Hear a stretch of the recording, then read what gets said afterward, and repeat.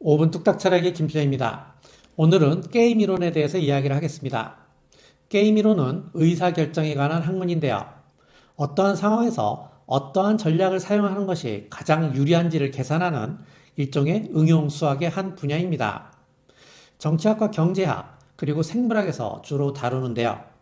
제가 왜 게임 이론에 대해서 이야기를 하냐면은 게임 이론이 인간은 왜 이타적인지, 인간은 왜 협력을 하는지와 같은 윤리적인 문제에 대한 해답의 실마리를 줄 수 있다라고 생각을 하기 때문입니다. 이 영상을 끝까지 보시면 제가 왜 이런 얘기를 하는지 이해하시게 될 겁니다. 그러면 죄수의 딜레마서부터 이야기를 시작해보죠.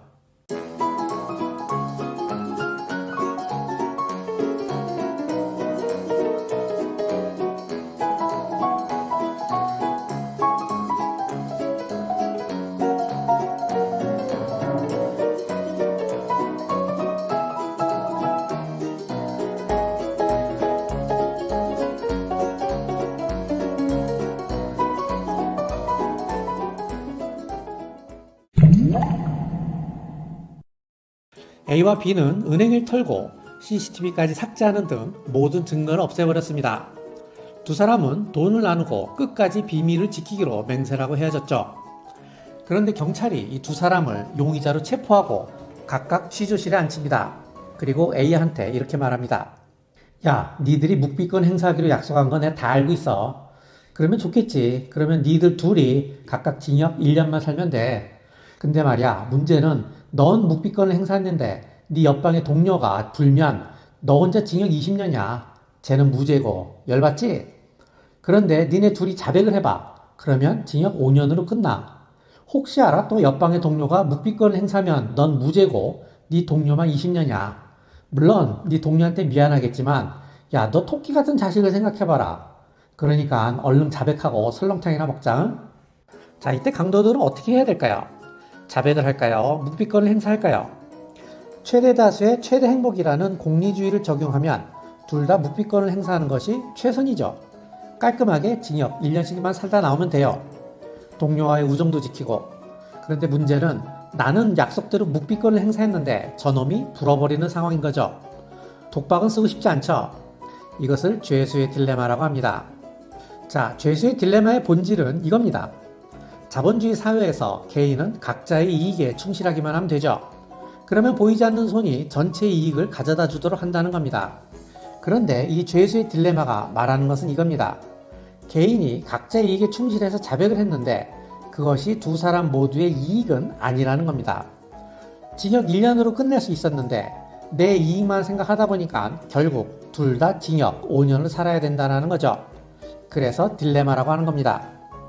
자, 그런데 만약에 똑같은 사람과 똑같은 딜레마 상황을 맞닥뜨려야 한다면 어떻게 될까요? 상황이 조금 달라지겠죠. 왜냐하면 내가 배반을 하면 저놈도 분명히 배반을 할 테고 내가 협조를 하면 저놈도 분명히 다음 판에 협조를 할 것이기 때문입니다. 그러면 둘이 징역 1년으로 끝낼 수 있죠. 그래서 배반을 할지 협조를 할지 전략이 필요한 거죠. 사람에 따라서 다양한 전략을 할 겁니다. 항상 협력만 하는 천사파도 있고요.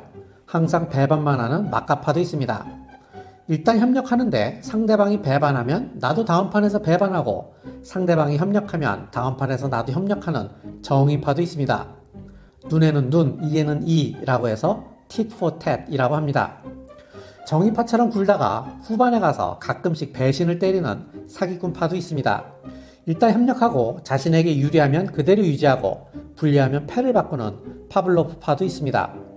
일단 협력을 하는데 상대방이 한번 배신을 하면 나도 끝까지 배신하는, 즉 한번 원한을 품으면 절대로 풀리지 않는 원한파도 있습니다. 천사에게는 배신하고 정의파에게는 협력하는, 즉 약자에게는 강하고 강자에게는 약한 조포파도 있고요. 개 중에는 아무런 전략도 없이 임의로 협력도 하고 임의로 배신도 하는 아무 생각 없는 오리무중파도 있습니다. 자, 이제 대결 한번 해보죠. 여기 webopen.com 사이트에 가시면 죄수의 딜레마를 시뮬레이션 할 수 있는 사이트가 있습니다. 구글에서 Prisoners Dilemma Simulation을 검색하면 나오는데요. 먼저 천사파와 천사파끼리 대결을 해봅시다. 여기에서 always remain silent가 천사파예요. 둘 다 always remain silent로 놓고 reset을 누릅니다. 그리고 run을 눌러보죠. 자, 라운드 1. 둘 다 협력을 했기 때문에 징역 1년씩 올라갔죠.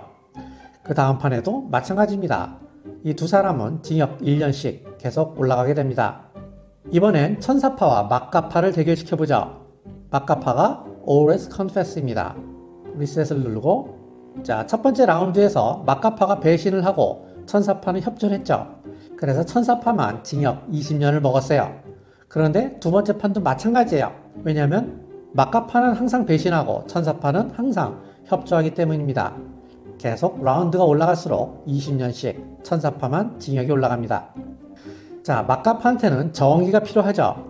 이번엔 막가파와 정의파를 붙여봅시다. 1번을 tit for tat 정의파로 놓죠.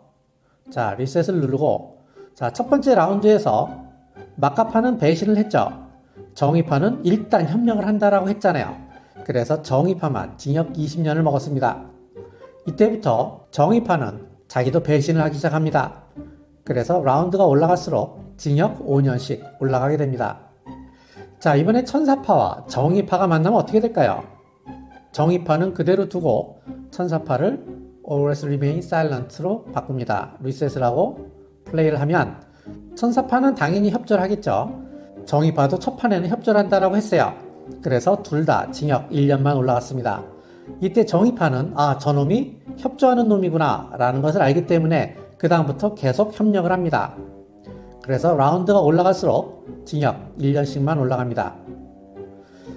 자, 그런데 인간관계가 이렇게 단순하면 얼마나 좋겠어요. 그런데 그렇지 않죠. 인간은 알 수가 없어요. 문제는 오리무중파예요. 아무리 정의파라고 해도 오리무중파를 만나면 어떻게 할 수가 없어요. 한번 보실까요? 오리무중파는 랜덤파입니다. 리셋을 하고 플레이를 합니다.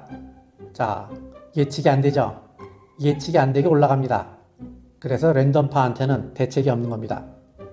1980년대 로버트 엑설로드라는 양반이 죄수의 딜레마 전략 리그전을 벌였습니다. 대회 참가자들은 다른 모든 팀과 한 번씩 경기를 하고 점수를 합산하는 방식인데요. 세계 각국의 수학자, 심리학자, 경제학자들이 만든 16개 전략 프로그램이 참가했습니다. 누가 우승했을까요? 네, 우승은 라퍼포드라고 하는 캐나다의 수학자가 제시한 tit for tat 정의파였습니다. 상대가 협력하면 나도 협력하고 상대가 배신하면 나도 배신하는 전략이 우승을 한 거죠. 두 번째 대회에서도 62개 팀이 참가를 했는데 이때 사람들의 관심은 어떻게 하면 정의파를 이길 수 있을까 하는 것이었습니다.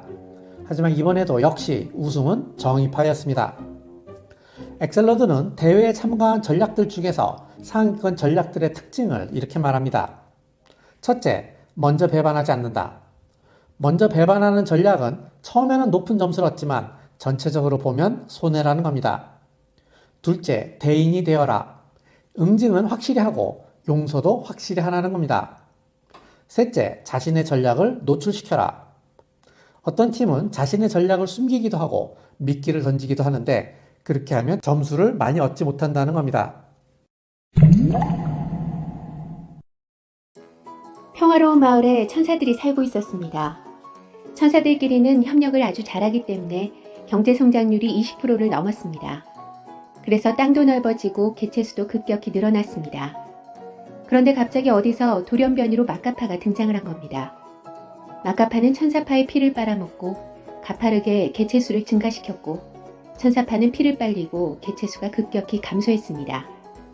그래서 결국 전부 천사파는 어디 구석에 있는 천사마을로 몰리고 막가파가 대부분의 땅을 차지하게 됐죠.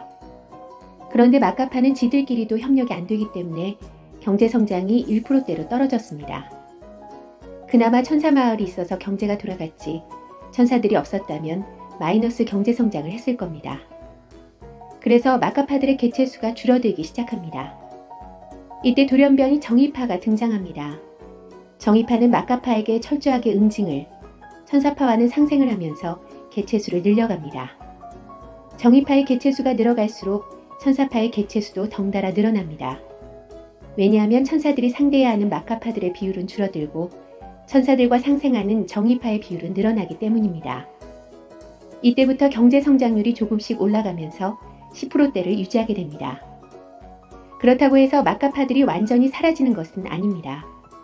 왜냐하면 자신들에게 피를 빨리는 천사파들이 아직 많이 남아있기 때문이죠. 이렇게 해서 정의파, 천사파, 마카파는 적정한 비율로 균형을 맞추게 됩니다. 그런데 사회가 복잡해질수록 새로운 전략들이 생겨납니다. 처음에는 정의파였는데 나중에는 사기꾼파가 되기도 하고 천사파가 하도 당하다 보니까 원한파로 바뀌기도 합니다. 하지만 제일 골치 아픈 건 역시 오리무중파입니다. 아무튼 이제 마을에는 여러 파들이 협력도 하고 배신도 하면서 옹기종기 모여서 잘 살았다고 합니다. 나중에 이 마을에 천사파 20%, 마카파 20%, 정의파 20%, 사기꾼파 10%, 원한파 10%, 오리무중파 10%가 남았다고 합시다. 그리고 몇 세대가 지나도록 변동이 없었다고 합시다. 그런데 당신이 이 마을로 이사를 한다고 합시다. 그러면 당신은 어떤 전략을 취하겠습니까? 뭐 그렇다고 해서 천사파나 마카파나 정의파 중에 하나를 선택하라는 말은 아니고 천사파와 마카파를 믹스한 어떤 전략을 사용하겠냐는 겁니다. 실제로 그렇죠. 사람은 상황에 따라서 천사파가 되기도 하고 마카파가 되기도 하잖아요. 당신이 최적의 전략을 짰다고 합시다. 그래서 다른 이들을 상대로 잘 적응해 가고 있었다고 합시다. 그래서 다른 이들이 전략을 바꾸지 않는 한 당신의 전략도 바꿀 필요가 없는 그런 상태가 되었다고 합시다. 이러한 상태를 바로 내시 균형이라고 합니다. 이분이 존 내시인데요. 영화 뷰티풀 마인드의 주인공 존 내시의 이름을 따서 내시 균형이라고 합니다. 영화에서뿐만이 아니라 실제로 이 양반 조현병을 앓고 있었다고 하죠. 그러고 보면 여기 이 마을 사람들이 이런 비율로 살고 있었다는 말은 이미 균형이 맞추어져 있었다는 겁니다. 그리고 이 마을 전체가 다른 마을들 사이에 틈바구니 속에서 살아남았다는 것은 이 마을 전체의 전략이 적절하다는 것이고 결국 인간이 다른 생명체들 사이에서 살아남았을 뿐만이 아니라 만물의 영장이 되었다는 것은 바로 인간의 전략이 적절하다는 겁니다. 이 인간의 전략이 뭐냐? 적절하게 착하고 적절하게 악하고 적절하게 정의롭고 적절하게 협력하는 그러한 전략을 말하는 겁니다. 결국 인간이 때로는 경쟁하고 때로는 착취하고 때로는 협력하는 것이 인간이라는 종의 경쟁력이라는 겁니다. 그리고 그것이 바로 진화의 산물이라는 거죠. 자, 정리합시다. 현실 세계에서 죄수의 딜레마 상황은 자주 일어납니다. 대표적인 사례가 7, 80년대 미소 간의 군비 경쟁이죠. 미국은 소련을 믿지 못하고 소련은 미국을 믿지 못하니까 계속해서 군비를 증강할 수밖에 없었던 거죠. 미중 무역전쟁도 마찬가지고 최근에 있었던 북미 회담 결렬도 마찬가지일 겁니다. 미국은 김정은을 못 믿고 김정은은 트럼프를 못 믿는 거죠. 상대방 자체를 못 믿는 것도 있겠지만 정치적으로 상대방이 약속을 지키지 못하는 상황이 될 수도 있다고 생각했기 때문인 거죠. 오늘은 게임 이론과 죄수의 딜레마에 대해서 이야기를 했습니다. 오늘 제가 말씀드리고 싶었던 점은 인간이 공존하고 협력하는 것은 진화의 산물로서 그것이 생존에 유리하기 때문이라는 것이었습니다. 제대로 전달이 되었는지 잘 모르겠네요. 오늘의 영상이 유익하셨다면 좋아요와 구독하기 눌러주시고 잘못된 점이 있으면 댓글을 달아주시기 바라겠습니다. 오늘 이만 마치죠. 감사합니다.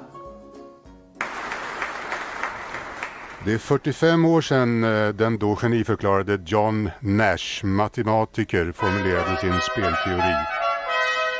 Sen dröjde det inte länge förrän han drabbades av svår schizofreni och var borta från forskarvärlden i 30 år, och först nu så har hans sjukdom släppt. Och det är väl, kan man säga, något av ett mirakel. Alla pristagare